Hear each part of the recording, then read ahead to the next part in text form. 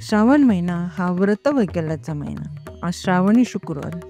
आज महाराष्ट्रात जरा जिवंतिका पूजनेबरोबर वरदलक्ष्मीचे सुद्धा व्रत केले जाते. शुद्ध पक्षात येणाऱ्या शुक्रवारी हे व्रत केले जाते. दक्षिण भारतातील तामिळनाडू, कर्नाटक, आंध्र प्रदेशातील गृहिणी वरदलक्ष्मीची पूजा मोठ्या भक्तिभावाने करतात. असे मानले जाते की या व्रताचे पालन केल्याने रोगमुक्ती होते व धन समृद्धीची भरभराट होते.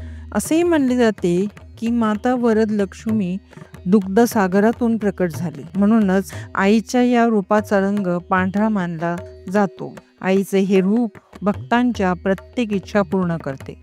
या कारणास्तव तिला वरदलक्ष्मी मानले जाते. व्रताची कथा काय आहे हे जाणून घेऊयात.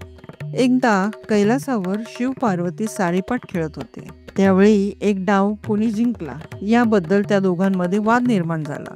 अखेर तिथे उपस्थित असलेल्या चक्रनेमी नावाच्या आपल्या गणाला भगवान शिवशंकरांनी निर्णय विचारला असता त्याने भगवान शिवशंकराच्या बाजूने निर्णय दिला. त्यावेळी रागवलेल्या पार्वती मातेने त्या गणाला तू कुष्ठरोगी होशील असा शाप दिला.